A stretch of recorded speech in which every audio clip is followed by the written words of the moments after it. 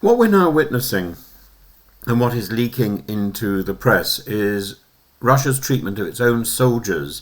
This isn't a military strategy as much as a moral collapse. It's a steady degradation of a nation that treats its poorest, weakest and most vulnerable citizens as expendable flesh to feed an imperial illusion. From the mentally disabled sent to the front line to the wounded forced back into combat on crutches, the Kremlin's conduct shows that its cruelty is not limited to Ukrainians. It extends inward, devouring Russians themselves.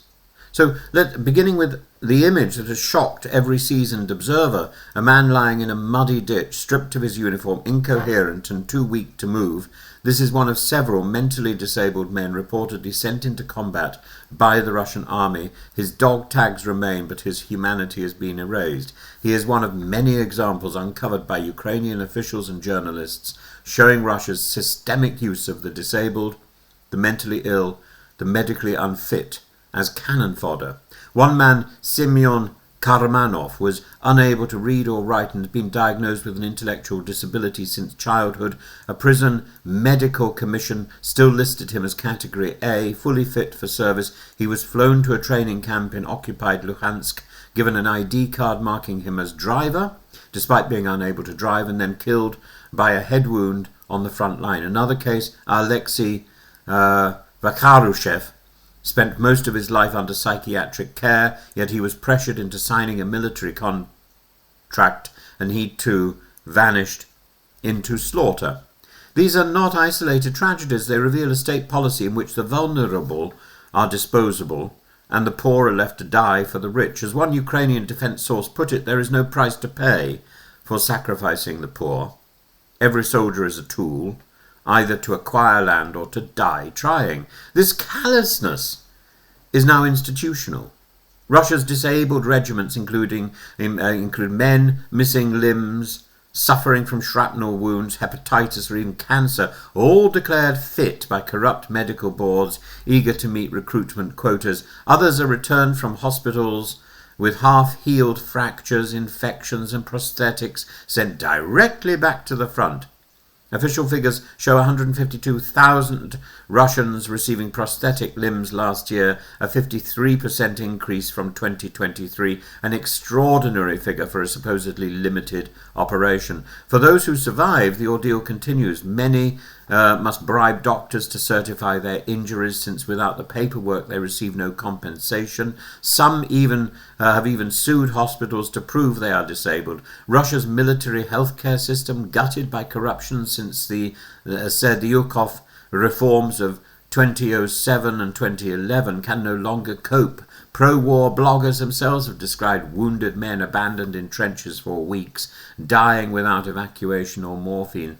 In Novosibirsk, soldiers mutinied over being sent back to fight without treatment. It's a slow-motion implosion of military ethics and medical care. Behind this lies a brutal calculus. Putin's generals measure progress in corpses per meter. They believe they can win through attrition, advancing 10 meters for every man sacrificed. Ukraine reports that Russia has lost over 1 million men since 2022, yet Moscow continues to send waves of untrained, unwilling recruits forward, knowing most will never return. The war has become less a contest of armies than a contest of endurance between a democracy fighting for survival and an autocracy consuming its own people. The cannibalism of Russia's population has deeper consequences. It is eroding what remains of Russian society. The Kremlin sociologist Alexander Karichev has warned openly of a potential civil war and the fragmentation of society. Inflation, collapsing businesses, and endless mobilization have drained morale. Whole regions have lost their young men. Rural villages, especially in Siberia and the Urals, are turning into ghost settlements populated by widows and pensioners. The Kremlin's propaganda machine cannot conceal the scale of loss forever. And yet, for the regime, this is not a crisis but a method. The Russian state has always relied on human expendability, from the gulags to the Red Army's penal battalions. The difference today is that the entire country is being treated as a penal colony. The mentally ill, the imprisoned, the impoverished are all grist for the war machine. Those who resist are silenced, jailed, or simply vanished. Those who return maimed are cast aside.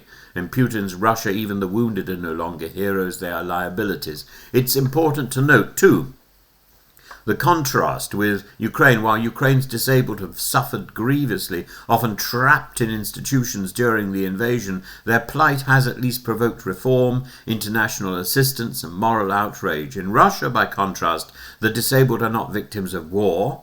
They are its instruments. The distinction speaks volumes about the moral direction of both nations. The phrase that best captures this is the one used by a Ukrainian officer. The Kremlin does not view its infantry as humans but as chattels. Chattels, property, livestock, units of production.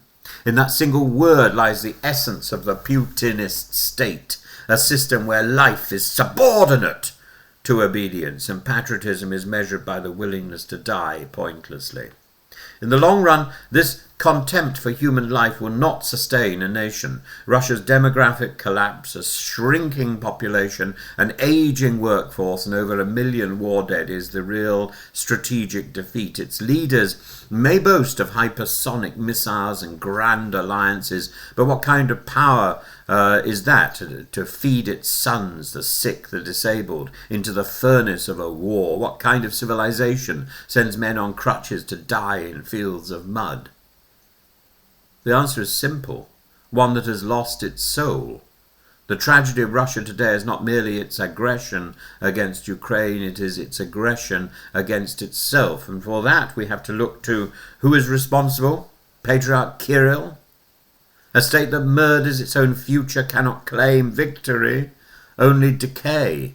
In the end, the greatest battlefield loss may not be measured in territory, but in the annihilation of compassion within its own borders. Russia, morality is dead.